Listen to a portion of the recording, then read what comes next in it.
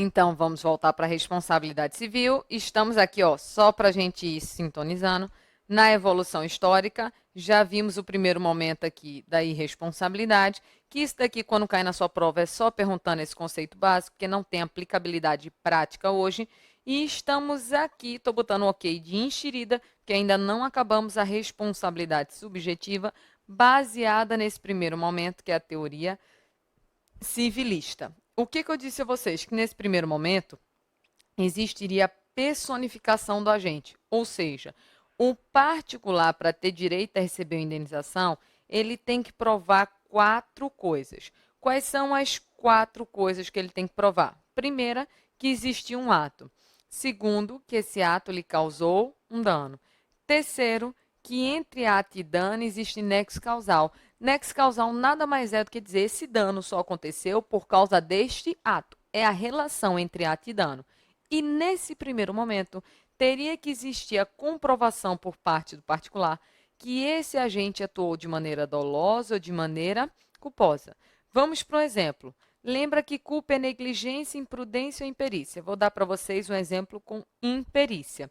Imagina que determinado particular ele foi para um hospital público. E ele, nesse hospital público, precisava de uma cirurgia, que era uma cirurgia extremamente simples. Eu não vou me meter falando em qual é a cirurgia, porque eu não entendo nada de medicina, mas vamos imaginar que era uma cirurgia simples que ele tinha que fazer. Aí ele foi fazer a cirurgia é o ato. Um médico público é um ato. Só que após a cirurgia, ele perdeu completamente o movimento das pernas. Não sei por quê, tá certo? Mas ele perdeu completamente o movimento das pernas. Então, aquela cirurgia lhe causou um dano. O dano foi causado pela cirurgia. E digamos que isso só aconteceu porque o médico que operou nunca tinha feito uma cirurgia daquela na vida, por mais simples que fosse. Ou seja, ele não tinha conhecimento técnico suficiente para fazer aquela cirurgia, se meteu, fez a cirurgia, fez uma cagada no mundo todo, uma bosta imensa e pronto. A pessoa ficou lá imobilizada. Então, aquele cirurgião, o médico, ele teve o quê? Culpa, porque ele era imperito para praticar aquele ato. Observe que existiu quatro coisas: ato, que foi a cirurgia; dano, que foi aqui, né, o fato de ele não poder mais andar; nexo causal, porque o dano decorreu da cirurgia. E o médico, nesse caso, ele teve culpa porque ele era imperito para praticar aquele ato. Nesse caso particular, provando essas quatro coisas, ele vai ter direito a receber uma indenização do Estado. Só que observe que nesse primeiro momento ele teria que dizer quem foi o médico que foi imperito. Ele tem que mostrar quem foi o agente. Só que existe uma grande dificuldade disso na prática. Vamos imaginar uma outra situação que, infelizmente, é muito corrente no Brasil. A pessoa está andando na sua comunidade, vem uma bala perdida e, pô, acerta aquela pessoa. Então, existe um ato, que foi um tiro. Um dano, logicamente, a pessoa sofre um dano com tiro. E nexo causal, o dano é fruto do tiro. Então, teve aqui o ato, que foi o tiro, teve aqui o dano, logicamente existiu uma lesão, e teve aqui um nexo causal, quer dizer que o tiro ele causou um dano em virtude do ato que foi praticado. Só que a partir desse primeiro momento, que é esse daqui que nós estamos, ó, responsabilidade subjetiva baseada no direito civil. O particular, para ter direito a receber a indenização, o que, que ele teria que provar? Quem foi o policial que deu aquele tiro, dizendo e provando que pelo menos ele foi negligente ao atirar. Então, estão percebendo a dificuldade disso? Por quê? Porque o particular leva o tiro, aí é um tiro de você pela bala consegue saber, né? De onde é que vem, quem foi que comprou aquela bala. Então, é uma bala que pertence sim ao Estado. É uma bala do Estado. Mas quem foi que atirou? Foi João, policial João? Foi Bruno? Foi Maria? Foi quem? Foi quem que atirou aquilo ali? Estão percebendo que é difícil você personificar o agente, porque em uma situação como essa, na situação da cirurgia foi fácil, foi João que me operou, beleza. Mas numa situação dessa do tiro, quem foi que deu o tiro? Quem foi o negligente que atirou em um local público de forma a atingir o particular? Fica mais difícil de você achar. Então perceba que nesse primeiro momento o Estado ele responde. Só que a responsabilidade, às vezes, ela fica querendo ou não sacrificada e impossibilitada de acontecer pelo fato de o particular não conseguir precisar personificar quem foi a pessoa que lhe causou o dano. É por isso que foi evoluindo. Em um posterior momento, começamos a adotar aqui ainda a responsabilidade subjetiva aqui, ainda estamos nesse ponto 3, na responsabilidade do tipo subjetiva. Só que nesse caso daqui, ó, perceba, eu vou adotar a culpa do serviço, que pode ser chamada também de culpa anônima. Olha o nome, culpa anônima. Se é anônima, vai precisar existir a personificação do agente. O que você acha? Se é culpa anônima, precisa dizer quem foi o agente que te causou o dano? Não. Então perceba que é uma evolução. Eu preciso provar, nesse caso daqui, a culpa no serviço, ou seja, dizer que o serviço não funcionou, ou até funcionou, mas funcionou mal, ou até funcionou, mas funcionou atrasado. Então, o que eu tenho que provar aqui é que o serviço não funcionou, o serviço funcionou mal, ou o serviço funcionou atrasado. Eu não tenho que dizer quem é o agente que é o responsável por aquele dano. Então, em um outro momento, perceba o seguinte, ó, eu continuo tendo que provar dolo ou culpa. Só que agora eu não vou dizer que o dolo ou culpa foi do agente. Eu vou dizer de uma maneira mais ampla que esse dolo, que essa culpa, venha a ser do próprio quê? Estado. O Estado está agindo de maneira dolosa. O Estado foi negligente. O Estado foi imprudente. Então, não preciso dizer quem foi o agente. Então, esse terceiro momento continua sendo de responsabilidade subjetiva.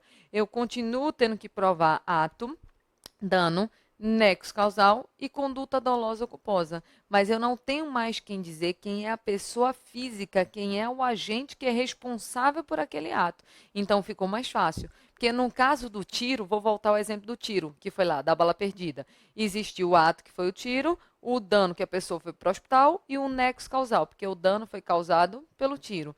Então, se existe a comprovação que aquela bala ela vem de um armamento do Estado, eu posso dizer que o Estado está agindo de maneira negligente em virtude de existir, não é isso, bala perdida no meio de um local público. Então, eu culpo o Estado, não preciso eu dizer quem é o agente. Então, fica muito mais fácil nesse terceiro momento.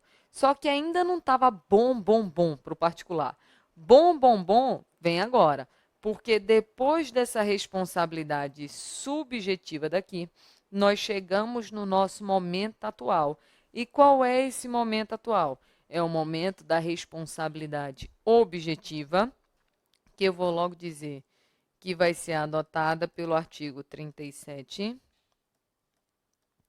parágrafo 6º da Constituição Federal. Vamos por partes para a gente conseguir analisar isso daqui. Nessa responsabilidade objetiva, eu continuo tendo que provar algumas coisas. Eu tenho que provar que existe um ato, que esse ato causou um dano, que entre ato e dano existe nexo causal, mas não vai precisar existir a comprovação de conduta dolosa ou culposa, porque na responsabilidade objetiva, o Estado responde independentemente de ter existido dolo, de ter existido culpa. Deixa eu transferir isso daqui para o nosso desenho. Eu vou fazer um desenho basicamente igual a esse do lado, mas é para ficar bem visual para vocês, tá certo? Veja que o início vai ser tudo igual, vai ser quase que um jogo dos, né, 7 erros. Acho o erro. Então, vamos imaginar aqui. Inicialmente começa igual.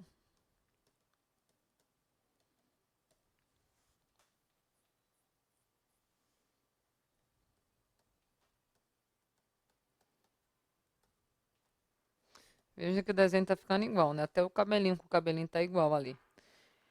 Só que nesse momento daqui, observe, o particular continua tendo direito a receber uma indenização e a indenização vai ser pedida ao Estado e o Estado vai pagar uma indenização ao particular. Esse início está tudo igual. Qual vai ser agora aqui a diferença? Particular tem que provar que existe um ato, tem que provar que esse ato lhe causou um dano, tem que provar que entre ato e dano existe um nexo causal, mas aí vem um tópico. Vai precisar o particular comprovar conduta dolosa ou culposa? Não, porque na responsabilidade objetiva, a comprovação do elemento subjetivo, ou seja, do dolo e da culpa, ele é prescindível, dispensável, não precisa existir a prova de conduta dolosa ou culposa. Cuidado só com a coisa, pelo amor de Deus. O que eu estou dizendo na responsabilidade objetiva é que não existiu conduta dolosa ou culposa? É isso que eu estou dizendo? Não, não é isso que eu estou dizendo, não. O que eu estou dizendo é não preciso particular provar a conduta dolosa ou culposa. Perceberam a diferença? Então, observe que pode ser sim que o agente ele tenha atuado com dolo, com vontade de causar o dano ao particular. Ou pode ser sim que ele tenha tido culpa, negligência, imprudência ou imperícia. Agora, o que não precisa é o particular perder tempo tentando provar isso. Vamos aos exemplos que nós já demos. No caso da cirurgia, o médico, ele não foi em perito, naquele da cirurgia que eu dei na parte passada. Pronto. Então, aqui na responsabilidade objetiva, o que o paciente prejudicado, que ficou com as pernas inutilizadas, teria que provar? O ato, que foi a cirurgia, o dano, já que ele não consegue mais movimentar as pernas, o nexo causal, porque o dano foi advindo da cirurgia. Agora, ele não precisa perder tempo provando nem que o médico João agiu com imperícia, nem que o Estado foi imperito, ele simplesmente prova que existiu cirurgia, dano e nexo causal. Ele não precisa provar conduta dolosa ou culposa. Fica muito mais fácil para o particular, porque, querendo ou não, matemática básica. É muito mais fácil provar só 3 coisas do que ter que provar 4 coisas. Por isso que é muito mais prático para esse particular. E vou além. Existem situações que não seriam indenizadas na responsabilidade subjetiva, mas são indenizadas na responsabilidade objetiva. Vamos dar um exemplo fácil, fácil. Imagina que a administração acabou de comprar uma frota de carro, acabou de comprar carro zero, zero, zero, uma semana de uso. Está aqui o motorista da administração dirigindo o carro. Quando ele está em uma ladeira, o carro falta freio. Ele puxou o freio de mão na hora, faltou freio. Foi simplesmente uma pane completa no carro, nada mais funcionava. Eu não sei, não vou nem adentrar porque eu não entendo de carro mesmo, só sei dirigir, mas o que tem no carro eu não sei. Então imagina que por um defeito de fábrica, faltou freio, faltou tudo e nisso que ele veio descendo na ladeira sem freio, ele bateu no muro de uma casa e derrubou um muro, causou um dano ao particular. Veja que foi um defeito de fábrica, o motorista fez tudo o que poderia fazer para tentar evitar, mas não teve como evitar o acidente. Eu te pergunto, na responsabilidade objetiva, se o particular processar o Estado, ele recebe a indenização? Aqui sim. Por quê? Porque teve ato, aqui ó, que foi a batida do carro, né, isso no muro, teve o dano que destruiu o muro da casa e teve aqui nexo causal, ou seja, o muro só foi destruído por causa da batida do carro. Então, o particular vai ter direito a receber uma indenização. Agora eu te pergunto, essa mesma história na responsabilidade subjetiva, o particular receberia uma indenização do Estado?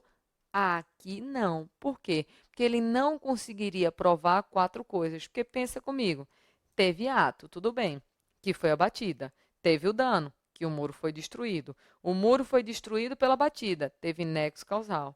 Mas eu te pergunto, o Estado teve dolo? Não. O Estado, ele teve culpa? Ele foi negligente, imprudente ou imperito? Não, o carro era novo, novo. A administração acabou de comprar uma semana. Ninguém imagina que um carro novo, ele simplesmente vai dar uma pane dessa. Foi um defeito de fábrica. Então, se não existiu nem dolo, nem culpa, nem por parte do agente, que foi aquele primeiro momento, nem por parte do Estado, o Estado ele não seria obrigado a indenizar nessa responsabilidade do tipo subjetiva, porque ele só responde se existiu dolo ou pelo menos culpa. E nesse caso, professor, o particular vai atrás da montadora e vira direito civil, né? O particular vai atrás da montadora do carro, direito civil, para poder conseguir uma indenização, mas não seria a responsabilidade do Estado. Então veja que esse mesmo exemplo que eu dei seria indenizado na responsabilidade objetiva, mas não seria indenizado aqui na responsabilidade subjetiva. Aí você diz, e qual dos dois é usado no país? Pelo amor de Deus, subjetiva, objetivo, o que é usado aqui no Brasil? Se perguntar seco, como é a responsabilidade civil do Estado, só perguntar seco na sua prova, sem medo de ser feliz, você vai responder que a responsabilidade do Estado ela é do tipo objetiva. Por quê? Porque a responsabilidade do Estado vai ser objetiva quando o dano foi causado por uma ação, ou seja, por uma conduta comissiva. Quando o Estado fez algo, ou seja, o carro atropelou uma pessoa, o médico fez uma cirurgia, o policial deu um tiro em local público, o carro bateu no muro da casa. Veja que todos os exemplos que eu dei até agora foram exemplos de ação, e essa é a regra. A regra é que você, com sua ação, venha causar um dano a alguém. É por isso que, se perguntar seco na sua prova como é a responsabilidade civil do Estado, você vai dizer que é uma responsabilidade objetiva, ou seja, que prescinde, dispensa comprovação de conduta dolosa ou culposa. Agora, cuidado. Se falar na sua prova em danos causados por omissão, a responsabilidade aqui já vai ser do tipo subjetiva. Eu vou aprofundar isso um pouco mais para frente. Eu só quero dizer o seguinte, ó, nos danos causados por uma omissão do Estado, como regra, que a gente vai ver que tem exceção, como regra generalíssima, a responsabilidade do Estado ela vai ser do tipo aqui subjetiva. Então, quando o Estado não faz algo que tinha que fazer. O Estado tinha que colocar uma lona aqui protegendo essa barreira. Não colocou. Então, se essa omissão decorreu de dolo, decorreu de uma culpa por negligência, imprudência ou imperícia, o Estado pode vir a responder pelos danos advindos de sua omissão. Mas isso a gente estuda depois. Por enquanto, vamos focar na regra. E a regra é que o Estado, com sua ação, cause dano a alguém.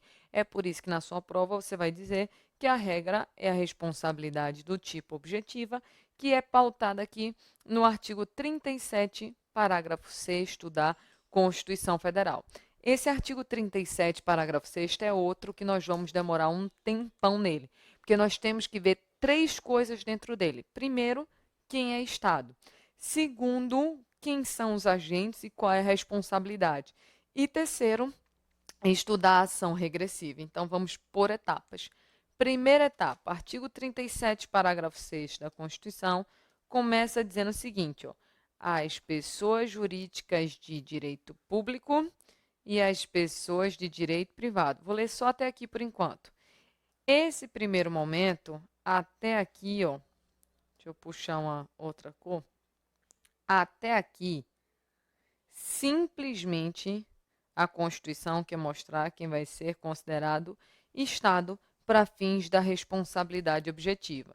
Então, já vamos montar aqui um esquema que eu já quero mostrar para vocês quem é que vai ser considerado Estado para fins da responsabilidade civil. Diz aqui que vai ser Estado quem?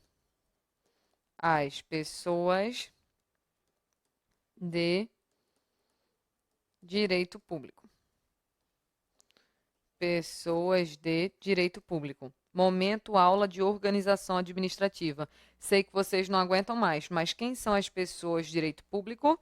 Eu tenho os entes políticos aqui, né? União, estados, Distrito Federal, municípios, ou seja, todo mundo que faz parte da administração direta.